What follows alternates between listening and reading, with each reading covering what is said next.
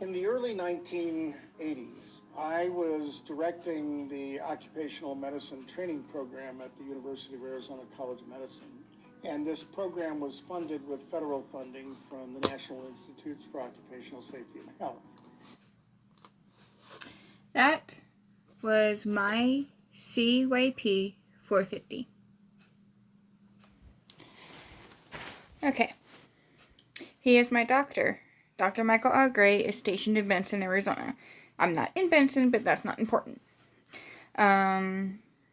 He is a very good doctor. He knows what he's saying.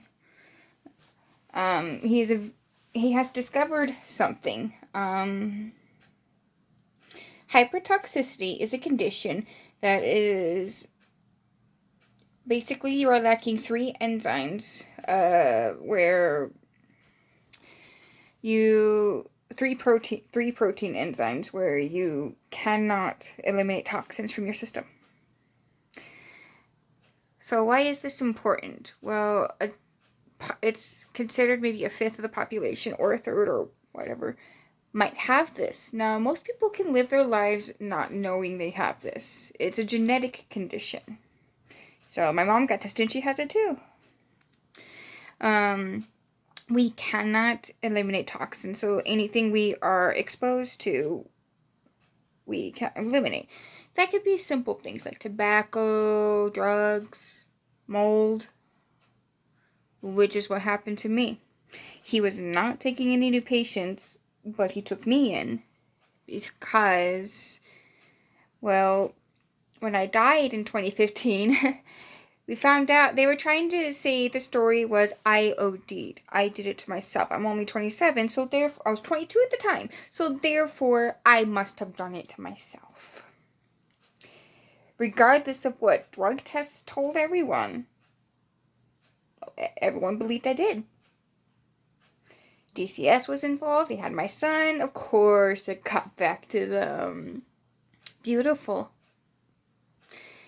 Regardless, he testified for me in court. I am eternally grateful to this man and the aid to try and get me my son back. I didn't really get him back, but he helped. Now, sorry, I'm getting a drink. Anyway, Kool-Aid, sorry. But he does know what he's doing. He discovered this genetic disorder. He's writing a book about it. He got an award for it recently, so I'm really proud of him. He has that YouTube channel, my CYP 450. So, yeah, check it out if you're interested.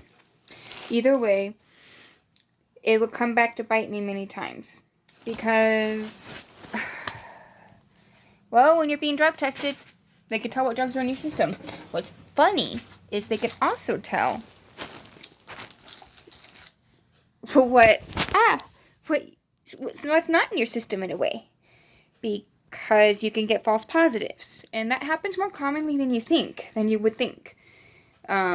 Someone who has this condition, and he's seen it in his patients as well that were drug tested. I'm drug tested even to this day. I was drug tested for years. Even to this day, I'm still drug tested by my doctor. So anyway, once I did, as a teenager, I did have a problem. I got addicted to pain medicine. I still am, unfortunately, but it's prescribed to me and I take my prescribed dose. It's hard because I feel like I took a few steps back. I worked hard to get clean, but I got addicted as a teenager when I was 17, so late teens, because I was in pain all the time and the doctors weren't helping back then. They didn't know I had cyclic vomiting syndrome. No one knew. It took 8 years to get that diagnosis, by the way. So my mom gave me some of her medicine. She doesn't anymore, obviously, and that messed up my life for a good while. The addiction to that is no joke. Anyway, so once in a while, and as you might know from watching my other videos, my husband was a meth smoker. I learned this from Dr. Gray. When you smoke it, it's naturally a crystal form. That's what it wants to do, crystallize.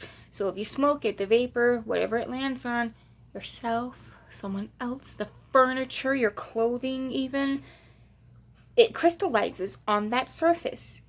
Thusly, you can test positive just by being around it. You can test positive just by knowing someone. And if they smoked recently and hug you or touch you, you can test positive because it is absorbed through the skin. Those shards are getting absorbed. So you are indeed getting meth in your system if you're around someone who smokes it. It's an unfortunate fact. Because I was under the false impression that, well, it's not around me, it's not harmless. Well, apparently it was, because my son and I tested positive. So, once in a blue moon, when you're sweating and your body is very stressed and you're on a particular medication, which is prescribed by him, I get 450 milligrams of activated charcoal. They look like just plain old capsule. There's charcoal powder in it. It's a prescribed dose, and yes, it can cause cancer. I realize this, I know this, but it's a prescribed dose by a doctor. So, it's okay. I firmly believe it is okay at a dose. Regardless, I would once in a while, I would be tested 3 days in a row. So, first day would be negative. Second day would be positive. But then the third day would be negative.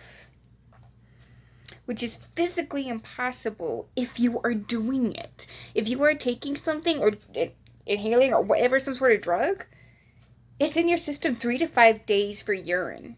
So that makes no sense. Even DCS was like, that's weird, but it was still positive, so there's that. Yeah, he testified in court for me, so I'm eternally grateful for that. Regardless, that is what hypertoxicity is. And that's why when you drug test someone that has that, it's not always accurate. And DCS knowing this is a huge factor. They did not want it to go to court. They did not want that. Because what it could potentially mean for all of their other drug cases, the testing methods they're using is not, it doesn't work for these people. Especially if they're actually trying to get clean because they had a problem in the first place. My results would show positive in the pain medicine I used to take back then, once in a while.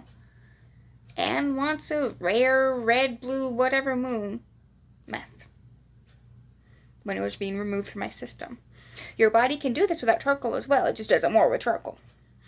So the ramifications for that is huge. You know, they're